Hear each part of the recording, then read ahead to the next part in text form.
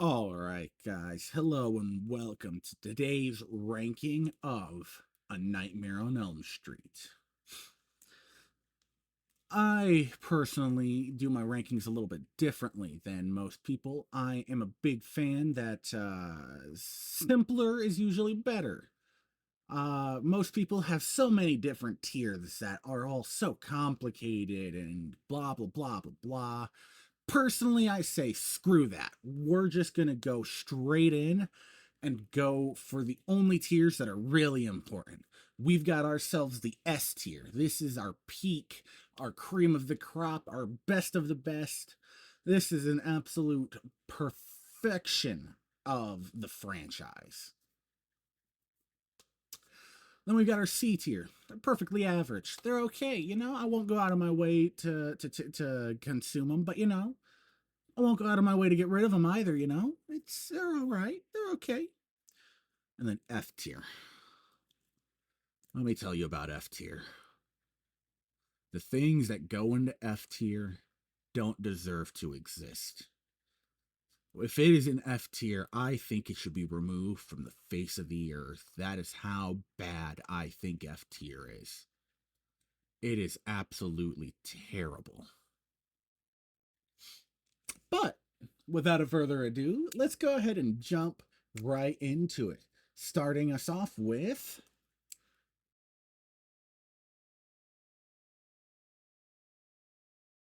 A Nightmare on Elm Street 1 from 1984. Now, this one, guys, all right, this is a quintessential horror movie. It is one of the most iconic slashers, a movie that truly stands the test of the time. A lot of its effects, well, sure, in the Blu-ray, you can really see through a lot of them. They still hold up fantastically because of the practical effects. The scene in the beginning with Tina being dragged across the ceiling is just, it's classic. It is something that sticks with you. It's something that people remember even to this day. The casting for the movie is just great. Heather Langenkamp as Nancy. She's an absolute sweetheart. I love Heather Langenkamp. I've had such a crush on her for years. Freddy Krueger, this is his first movie. It's his debut on the big screen, and he is a terrifying, menacing force in this film. He's got a lot of the comedic chops still, though. He likes teasing his victims. It really adds to it. Overall, it causes it to make just a fantastic film overall. That is why it is starting us off in this S tier.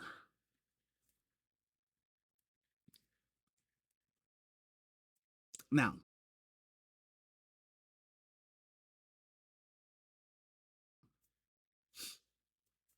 Nightmare 2, Freddy's Revenge. This one's a bit of a more controversial pick in the franchise, but overall, personally, it's okay.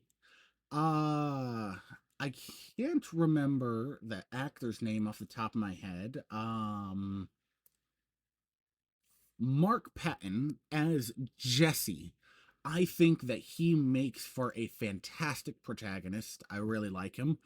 Uh, the movie very controversial because of the fact that it brings Freddy into the real world so fast. But to be fair, the first one did that. Like Heather pulls him out, and baba booey. So for that, like I feel that saying, "Oh, Freddy in the real world," I don't care. I mean, sure, back in the day, back in the 80s when these were coming out, I can get it. But now here we are. It's 2025. We have what, 9 movies, right? Like we have 9 movies. One where Freddy's in the real world for most of it is fine. I think it's got some really great scenes. I think it has some good imagery, and I think its themes for homosexuality and repressed homosexuality are great and are touched on in a way that's very subtle, but you can still get the message through. You can say that it's there, you can say that it's not. That's why I think overall, Nightmare Part 2 is going to be a C tier.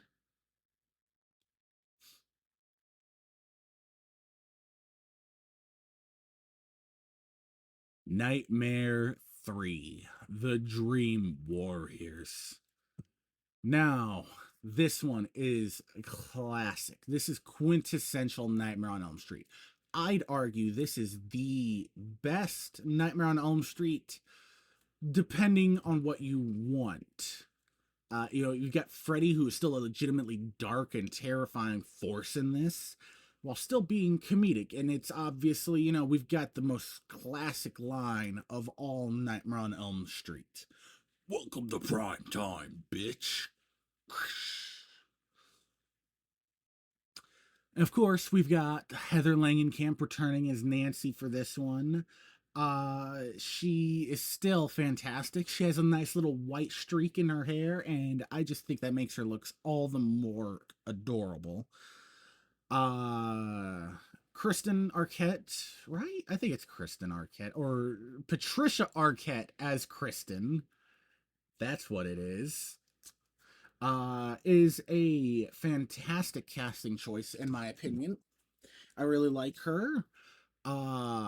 Lawrence Fishburne is in this movie. Morpheus. That's crazy.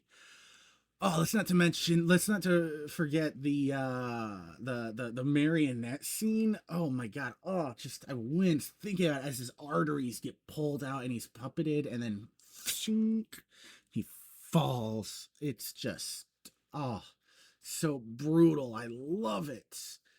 Let's not forget, the giant snake. Skeleton Freddy. Oh man, Nightmare 3 has a lot of great things to it, and I love it. That is why it is going into the S tier.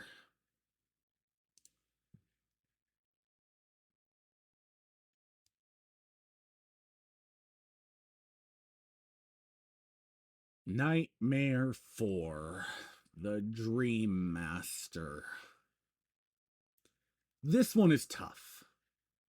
So, Dream Master follows Kristen, who got a real nice makeover between films. She is okay as the lead. She's no Nancy. Let's just get that out of the way. She's no Nancy. And I mean, Nightmare 4, it's okay, I guess.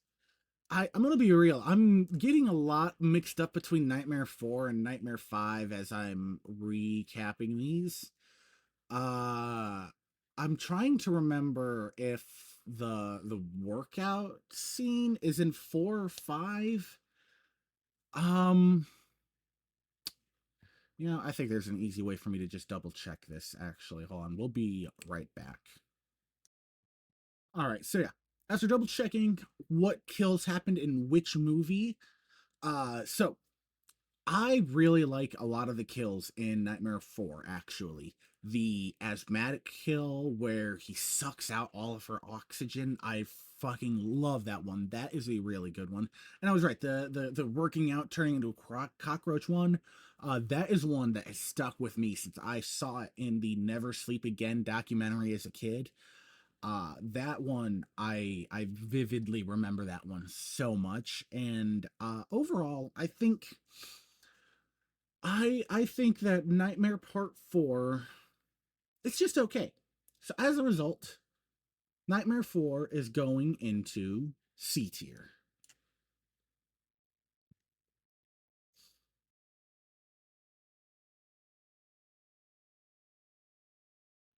Nightmare Part 5. Now, a lot of people are very, very torn on 5. I think it really just has to do with how you feel about the kid character, Jacob. Um, I think if you just take it as is, uh, the Nightmare Part 5 it's only just okay.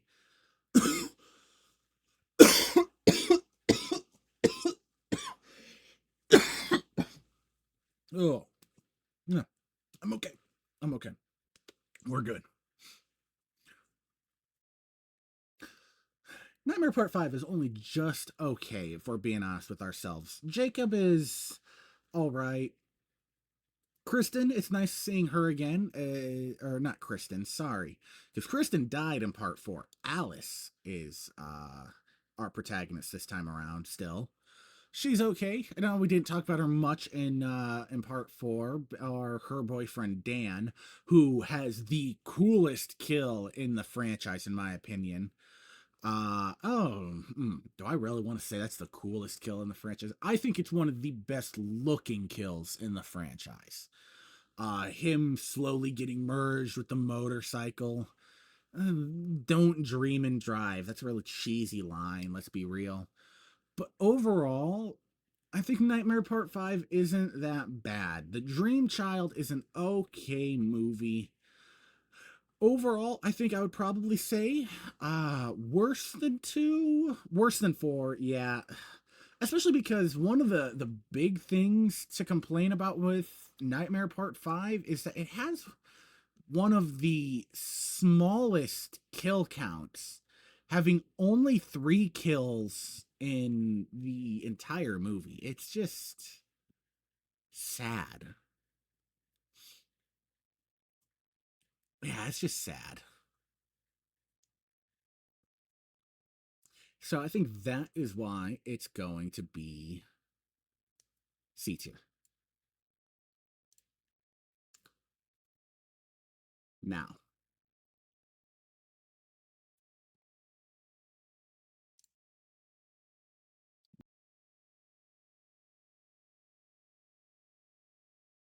Nightmare on Elm Street 6. Freddy's Dead. Oh boy. Now we had to come to this eventually. This couldn't just be a fantastic tier list. Not everything is going into S tier or C tier. I think Freddy's Dead might end up being our first F tier movie. It does a lot of interesting things, I'll admit. I like learning a bit about Freddy's past. I like learning how the dream demons gave him his power. It's just like, I don't know. And I mean, I have a lot of memories of this film, as this was the very first one I saw. Freddy's Dead, the Final Nightmare. Or as I'm just going to call it, Nightmare Part 6. Let's just be honest. It's, or Freddy's Dead. I'll interchangeably use those as I'm talking about it. So, I have a complicated relationship with this film. It was my very first Nightmare on Elm Street, and as a result, it stuck with me a lot. I remember actually being genuinely terrified of this film as a kid. Carlos's death, especially the hearing aid taking up his head and then his head exploding. A lot of people like talk about how it's the funniest of the Nightmare on Elm Streets, and you know what? Yeah, watching it as I've gotten older, it definitely is. It 100% is the most comedic of them all. But oh, hi, buddy. Hi. You're gonna want to come come for the video? Want to come here on the video? Yeah. You don't say, buddy. Huh? Let's. Oh, okay. I guess he doesn't want to be in the video. He's fine being in my arms until he's on camera.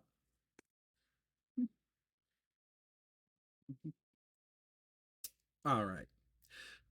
So it is definitely the most comedic of all the films. Does that make it any less scary? I don't think so, especially to a 5-year-old child. Uh, but it has some of the worst jokes. It has some of the worst effects.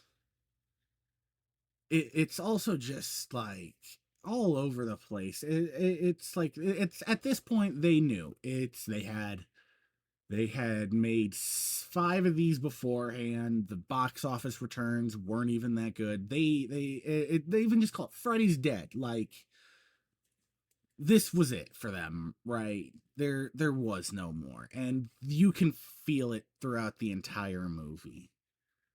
So that is why Freddy's Dead is our first.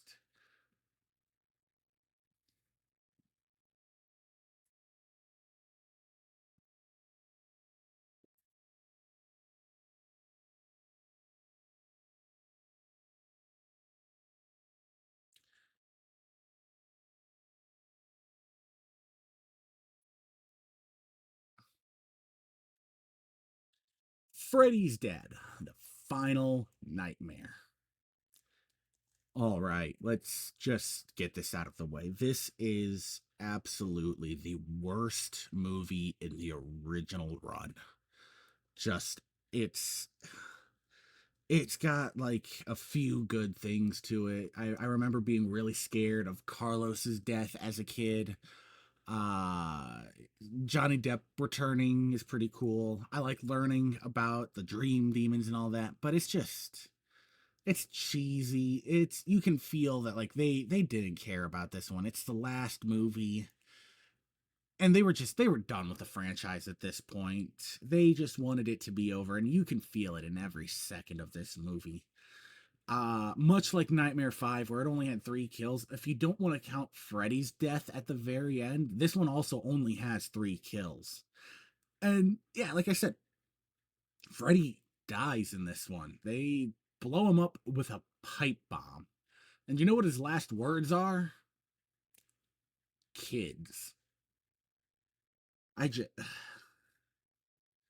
why Freddy's Dead is kicking us off with our first F tier.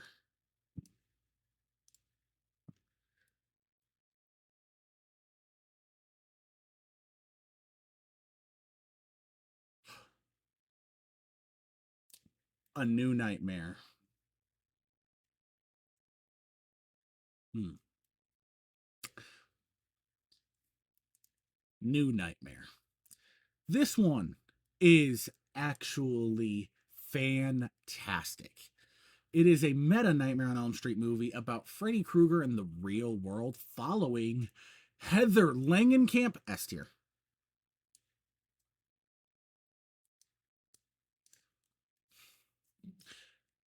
Okay, but for real, let's talk about this one. This one it has once again rather low body count, all things considered. It has only 4 different kills all told, unless you want to count Freddy's death on or the Freddy entity's death at the end of the film, where he's being burnt alive, but that I don't really count that. Overall, this is actually a very good film in my opinion. It is genuinely terrifying. It is I'm sitting here. I'm thinking about scenes from the movie. The scene with the babysitter in the hospital, seeing Dylan having to watch her get dragged across the screen, the blood contrasting against the white of the hospital. It's a great movie overall. I absolutely love A New Nightmare, and other than a Nightmare Part 3, I would actually probably say that of the original films, New Nightmare might actually be the best of the best. And that is why New Nightmare is joining us up in S tier.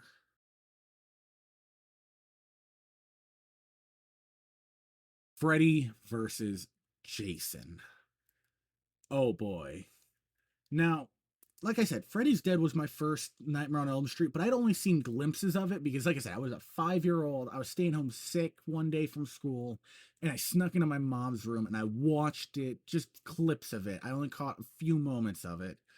But those moments really stuck with me, and as a result, that's why I call them like my first. Like I watched like the first like half because I was there for like the Wizard of Oz scene all the way up through Carlos's death at the very least. Although I do actually remember learning that Maggie was Freddy's daughter, so I probably actually did sit through basically the entire movie because that reveal isn't until much later. But Freddy vs. Jason is the first one that I watched in its entirety at an age where it would make more sense to actually watch it. So you could really say Freddy vs. Jason was my first Nightmare on Elm Street. And honestly, I love this film.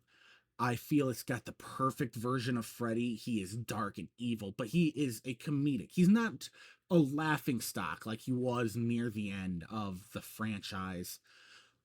And he's not just like dark and evil like his new Nightmare representation. He is a killer that enjoys what he does, and you really feel it. It's also got some of the best makeup design for Freddy. Like when he gets really pissed off, he looks even more demonic, and I think it works really well. Jason, we haven't talked about Jason before in this video, but I like Jason as a slasher killer. I like his unstoppable force that he is. And he is great in this film. He gets a lot of kills. In fact, I think most of the kills in this film are actually Jason overall. Yeah, if you like look up the list of kills in Freddy versus Jason, Jason has a majority of the kills. Freddy really only gets the kill with Freddy's back. I love that kill, if I'm being honest. But like it's got a lot of really good effects. The caterpillar scene, weird, but I really like it. Uh yeah, Freddy versus Jason is a great film, and as a result, I am comfortable in putting it in S tier.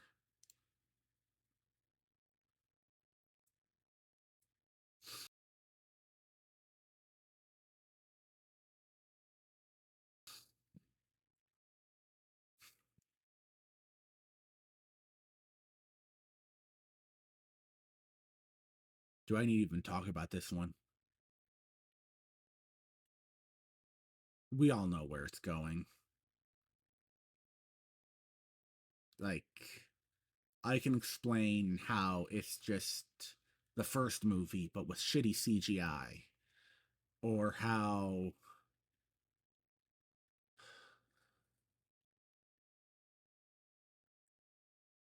I'm blanking on his name,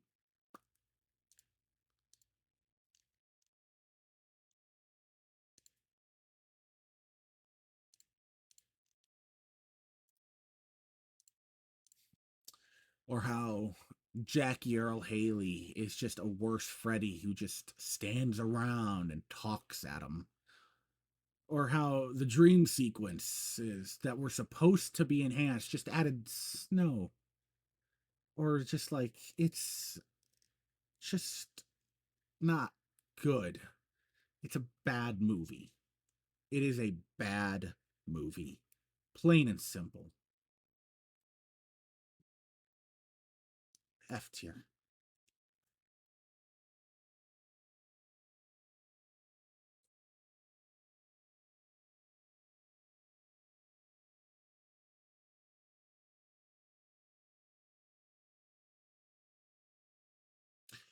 Well, guys, that does it for today. That is all of the Nightmare on Elm Street movies ranked. I hope you all had some fun with this. I certainly did. And I look forward to seeing all of you guys for the next one. Make sure to comment down below what you think I should rank next. It doesn't have to be movies. It could be a TV show. It could be food. It could be a video game series. It's entirely up to you guys what I rank next. I have some ideas of what I want to do, but we'll see how it goes. Thank you guys for watching, and peace.